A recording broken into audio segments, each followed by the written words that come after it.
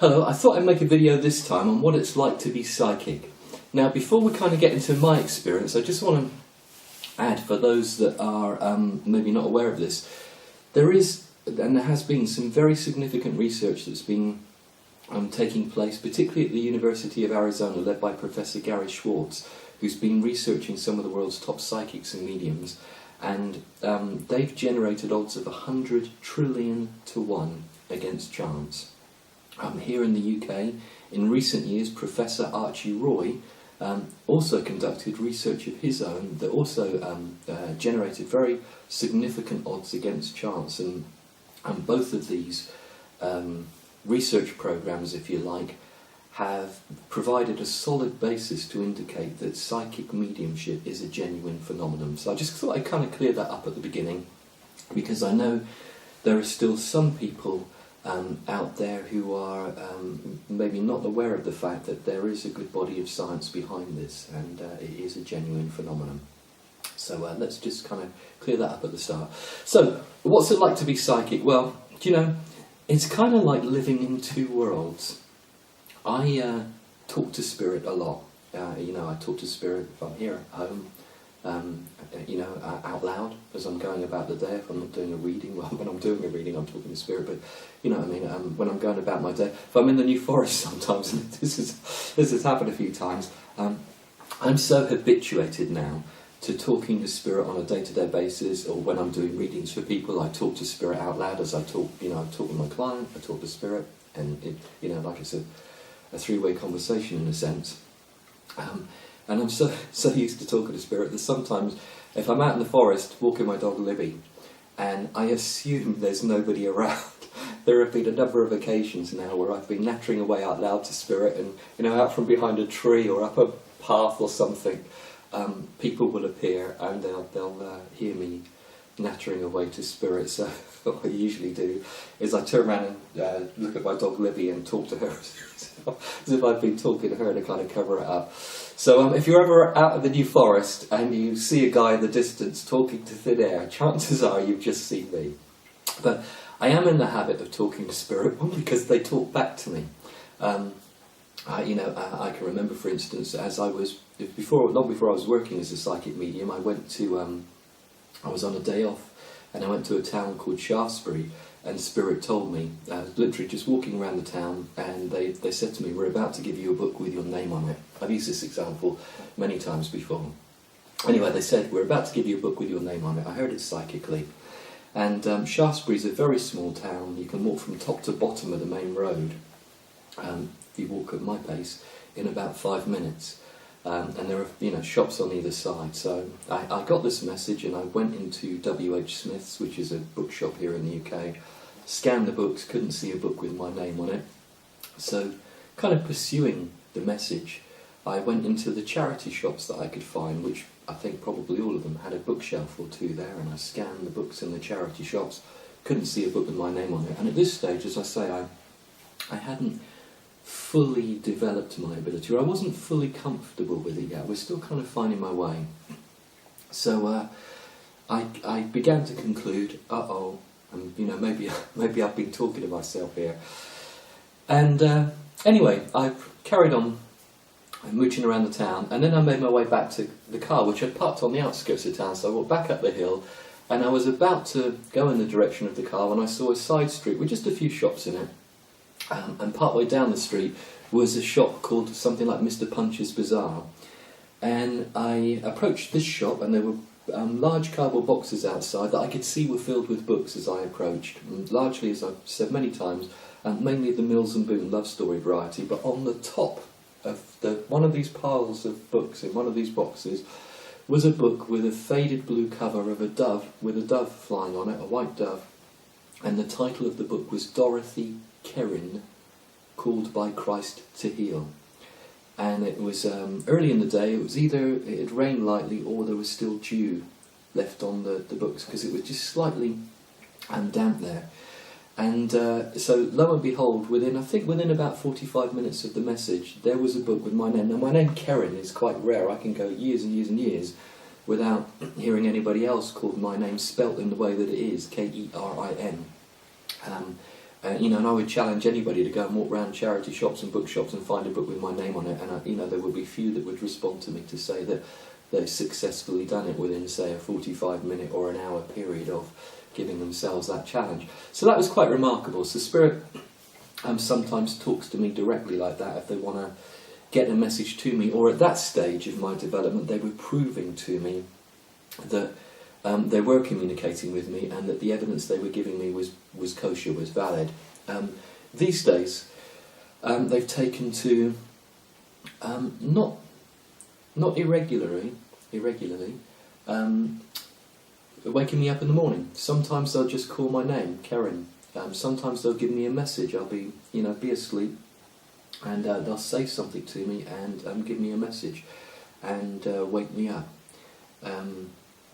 The other way they get messages to me, and they've been doing this for a long time, is using a method called Synchronicity. Now this was, if you like, popularised by the famous depth psychologist Carl Jung, who, as a result of his own experiences and research, indicated that synchronicity is a genuine phenomenon whereby, for want of a better expression, the universe will, through strikingly meaningful coincidences that might, that, if you like, the time, the place and the circumstances so precise that it seems to indicate the hand of Spirit, or on other occasions it occurs by a repetition of a message time and time and time again, till the person kind of goes, okay, I give up, this can't be just random chance, something is going on here, even if we don't understand what the something is completely, and who does.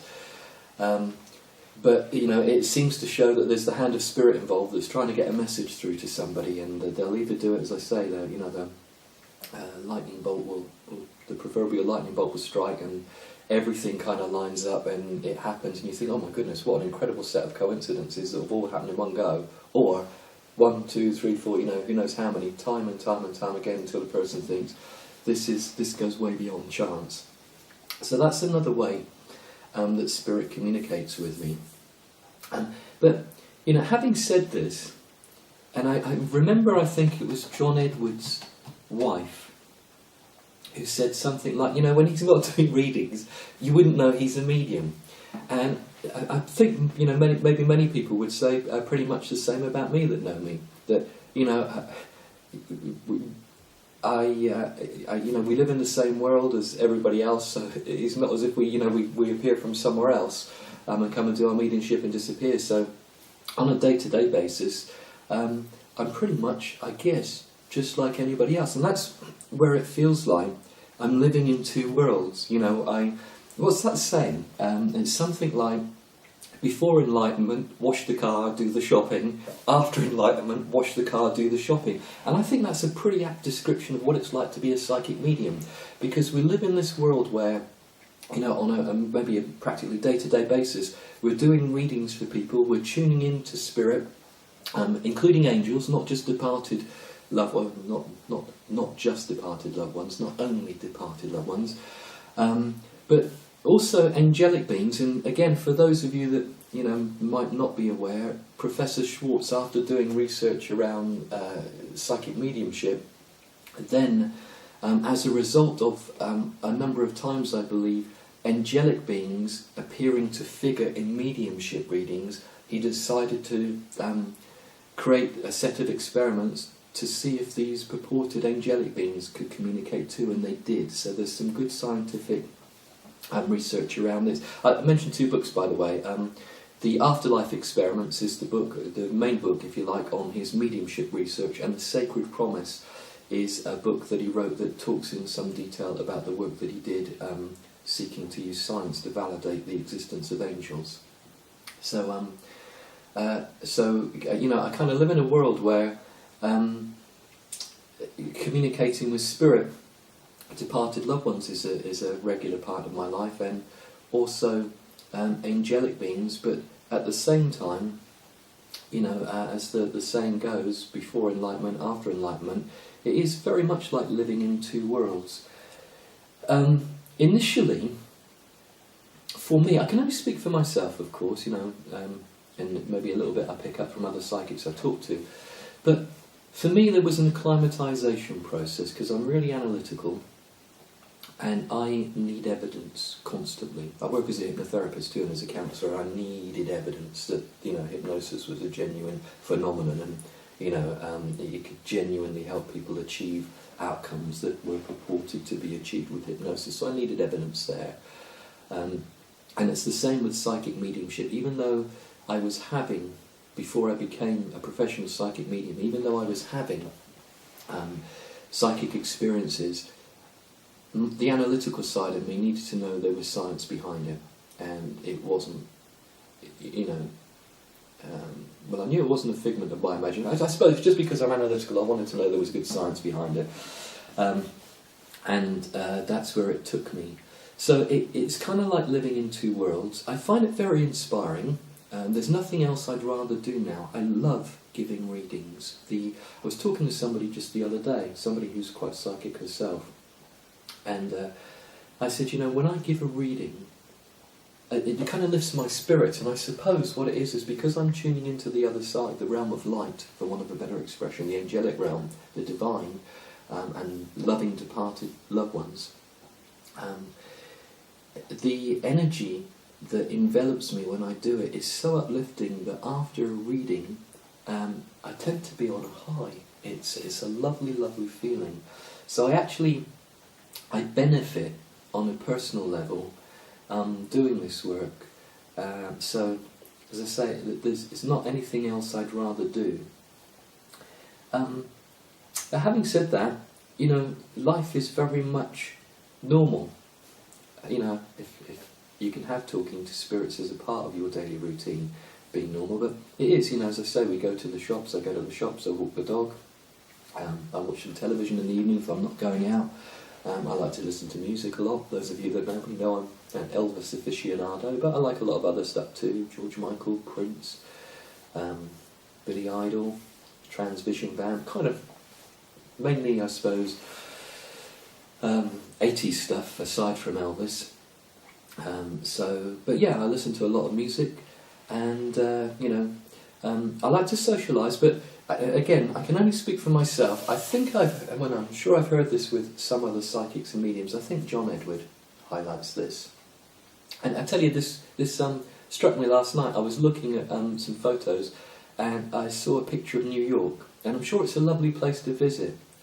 But as I looked at the tarmac road and the skyscrapers and the concrete, and I looked in the photo to see if I could see any grass or a tree. Now, I'm sure, I know there's Central Park, for instance, but in the part I was viewing, I couldn't see a tree or a blade of grass or a flower. And my reaction was, I'd hate to live there. You know, it'd be nice to visit, I guess. But I love to be around the countryside now. And busy places I find overwhelming within a period of time. Like I visit London occasionally. And again, this is not a slight to people that live in London.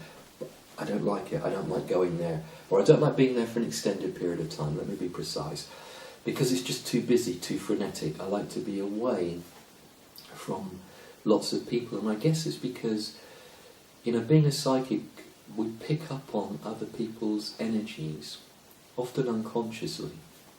And if I'm in a busy supermarket, for instance, that, if you like, maelstrom of people's thoughts and feelings and emotions and everything, you know, it can be quite an overwhelming experience for me over an extended period of time. Now, this might just be me personally, but I don't think it is. I think you'll find a reasonable number of other psychics will find very busy places after a while a bit too much, and we need to get out of there. So, you know, again, if you're in a supermarket, you see somebody coming in behind you that whips by you and whizzes round the aisles and is in and out in a few minutes, chances are, you know, and I'm not kidding, I'm in and out of the supermarket as quick as I can. The bigger and the busier they are, probably the quicker my pace is. I get in, I get what I want, I never browse, I know what I'm going in for, and once I've got it, I'm out. And I, you know, as I say, I can only speak for myself, but that's a facet of my character. I like to go to sacred places. Places like Avebury, particularly, cathedrals. Old cathedrals. I'm not necessarily, I'm definitely not a believer in any of the mainstream religions. It's not to say that there isn't some good stuff in amongst some of the not good stuff that comprises those religions, but there's something about, for instance, going to Winchester Cathedral, which is where I grew up, being in the cathedral there and sitting in what they call the Lady Chapel, right at the back of the cathedral, which is usually, kind of peaceful. There's an echoey feeling about it, and you can hear other people walking around the cathedral, their footsteps echo, and there's that beautiful stained glass window, and I can put myself into a meditative state. And then if a party of tourists come in and they walk round and they look at the paintings on the wall and things like that, I know that they're there, but I'm not kind of tuned into them. I can kind of feel like my energy connects with the stonework, and it's as if I tune into the history going back. It's nearly 1,000 years old, going back, and I get a sense of the energy of place, and I find that quite recharging. Something about sacred places on an energetic level that I find on an energetic level somehow uplifting.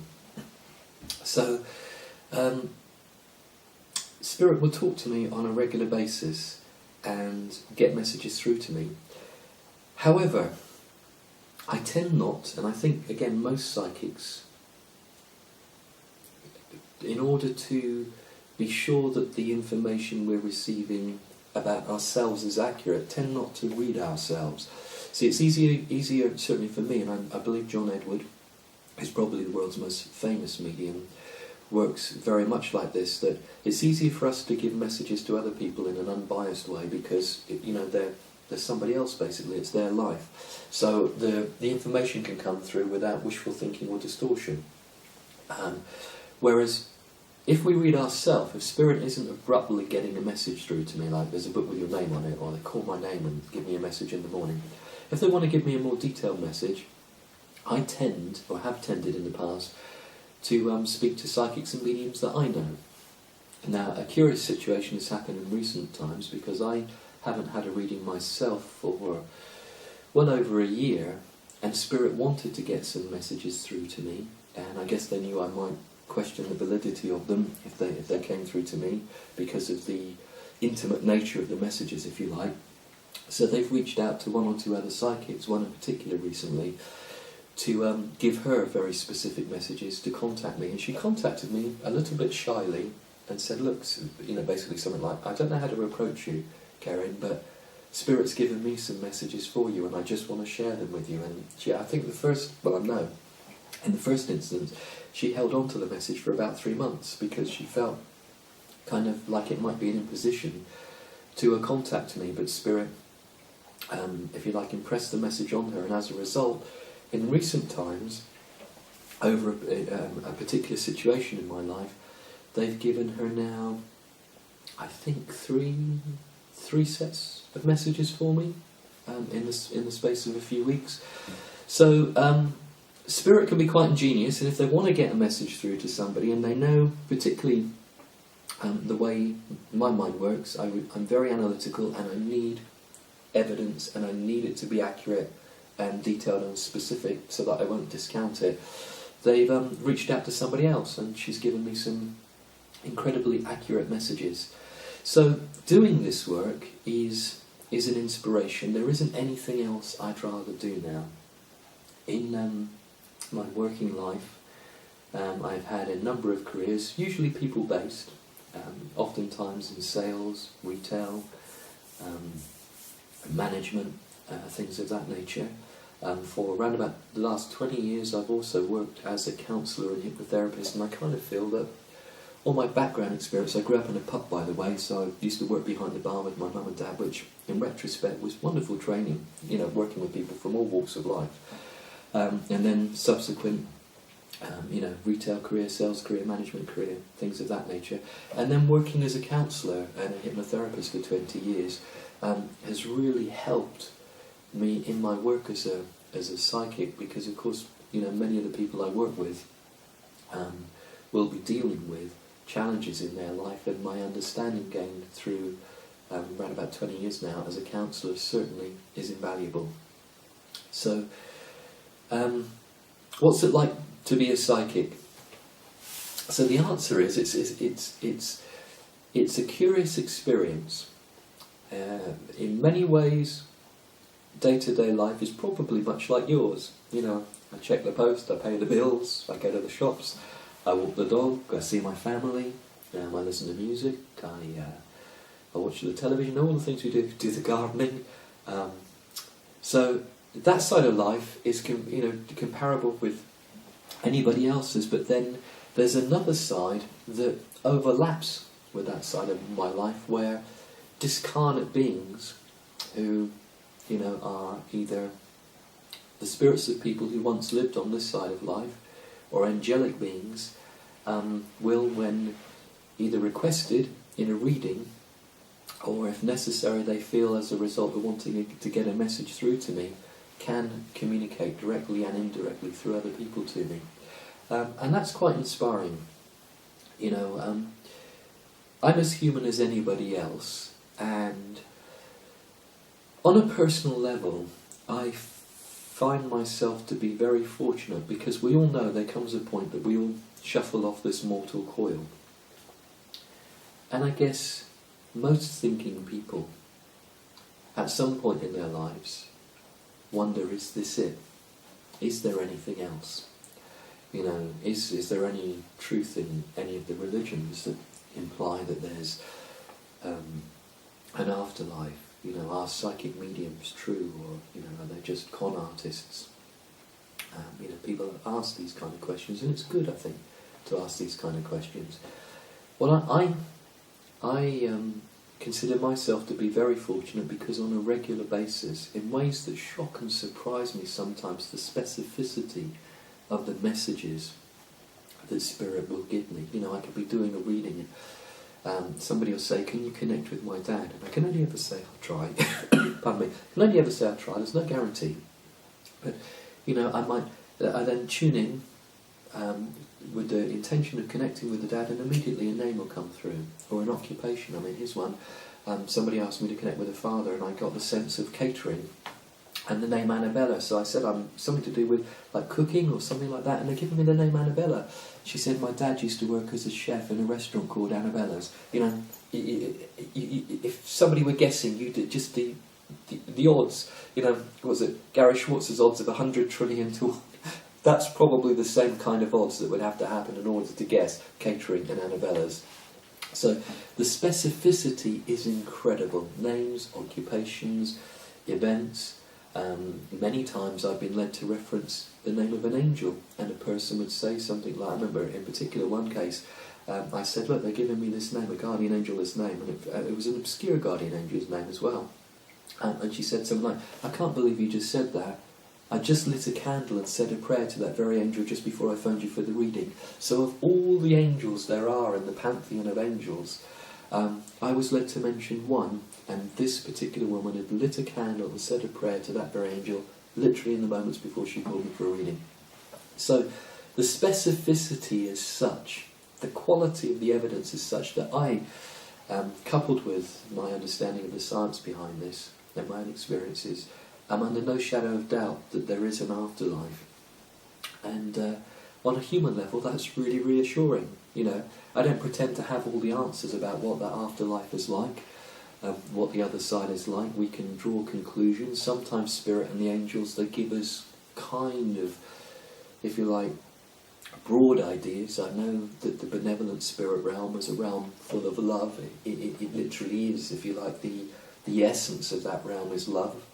And it's something that we all aspire to, and that's my understanding is one of the reasons for our journey here as we come into this realm, which is imperfect, and to the best of our ability we learn as best we can in an imperfect world as imperfect people to live in a as broadly loving way as we can. We all make mistakes, but if we can kind of get ourselves back on track and aim to be as best we can, as loving and thoughtful and compassionate as we can, then we're in harmony with that realm.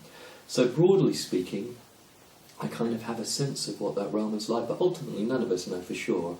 But what I do know for sure is that there is another side, and departed spirits and angelic spirits, and sometimes they'll come through together. Many times in a reading I've had situations where I say something like, you know, I've got your dad and your mum here, and your mum's is, I mean, another example, and the lady kindly actually went on camera at a video that was made about my work for Bournemouth University.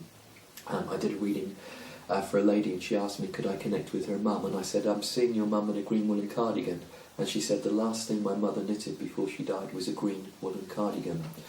So there could be instances where I'll say, look, I've got your mother here, and some descriptive information that identifies the mother, maybe a name or, you know, something like a green woolen cardigan. I've got your father here, and I'll say, and there's an angel, or there are one or two angels with them, and the angels are telling me they've given them permission to help you on this side of life within certain parameters. So there does seem to be a hierarchy on the other side, and I guess, you know, as best I can, there's what we would call the divine, God, Great Spirit, the universe, and then functioning, if you like, below that level is like the angelic realm and other spirit beings, and then we have our departed loved ones, family members and friends, and it seems to be that some of them, if you like, are given permission by the angels to interact with us and help us on this side of life. So that's been said a number of times.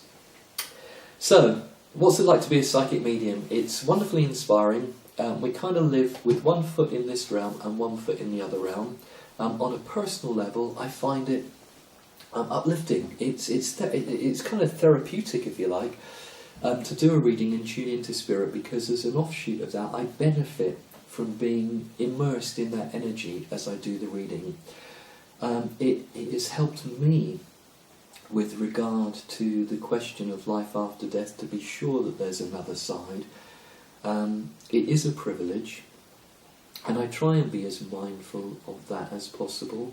But I suppose here's the point, you know, with regard to my own humanity. I never take this for granted, yet sometimes I kind of need to kind of draw back and think, hang on a minute, this is kind of miraculous, and, you know, thank you very much for giving me the opportunity to do this. And maybe I don't do that enough. You know, sometimes I'll finish a day's readings, and then I'll go and make the dinner, and I'll just stop the reading, and I always tune into spirit before a reading and ask for help, but, you know, sometimes I forget to say thank you at the end of the day, and I'll maybe catch myself in the kitchen, and I'll be, you know, making something, and I'll think, you know, thank you ever so much. I'm sorry, you know. So I try and be as mindful as possible, and I suppose that's an example of my own humanity. I remember to ask for help to do the reading, and sometimes, sorry Spirit, I forget to say thank you afterwards, and then, you know, I kind of remember a little while later, not always, and then that's when I say thank you. So I'm as human, as fallible as, you know, most other people, I guess. But I think that's okay with spirit. They understand that, and you know, they, thank goodness, continue to work with me, and I consider this to be a wonderful privilege. So I'll bring this to a conclusion. I didn't really have an outline as to what to cover, other than the subject title, really, what it's like to be a psychic, or what it's like to be a psychic medium, and then just kind of ad-lib a little bit. So that's what it's like, and it's very inspiring. If you've never had a reading, I would suggest, think about it. I'm not saying necessarily of me, go and find somebody else on the internet or somebody local to you. But think about having a reading. If the first reading doesn't amount to much, you know, because sometimes if we're a bit anxious or nervous, that can inadvertently block a reading. If we're particularly doubtful, then that can block, our own doubt can block the ability of a reader to tune into spirit. Sometimes the reader might have an off day. Again, you know, it's a little bit like a mobile phone connection. Sometimes the connection is, you know, it's like you're right by the mast and the connection is crystal clear. Other times it's like, you know, I don't know, you're a long, long way away from a mast and the connection is a bit intermittent. So if you go to, you know, first time, and well, obviously I'm not destined for a career as a cinematographer. This is the third video I've made of recent days, and each time part way through, in the other 2 occasions, the memory card ran out of memory. It was a 2 gig card. So this time I thought I would get round that, and I put a 16 gig card in there, and for some reason it stopped. So hence the pause and this restart. So I'm basically concluding this video now, and I was saying, you know, if you haven't had a reading, it's a good idea, go and have one. And if the first reading doesn't work for the reasons I was saying, you know, it's like a mobile phone signal.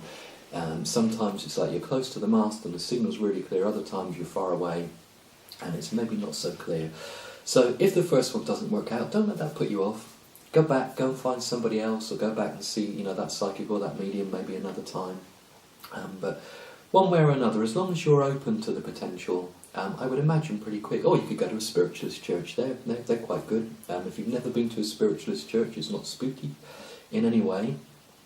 A service will last for about an hour, and usually, like a traditional church, there'll be a hymn that's sung at the beginning, maybe a few announcements, and then a medium will stand at the front of the room for the best part of an hour and give messages as they come through to people in the room, and then it concludes. And it's, you know, quite a pleasant experience, quite inspiring, even if you're not getting a message yourself, to see other people getting messages. So, in conclusion then, if you haven't had a reading ever in your life, then I'd certainly recommend it, and no doubt, you know, if not immediately, at some point it will be quite an inspiring experience for you. And I think once that connection has been made, it's quite likely if you then have another reading and a subsequent reading, the information will flow freely for you. So, thank you very much indeed for watching this video. As I said, I didn't really have much of a sequence to it, just to kind of talk about my experience, and hopefully you found it interesting. So bye bye for now, and I'm sure I'll be making another video soon sometime. Bye bye for now.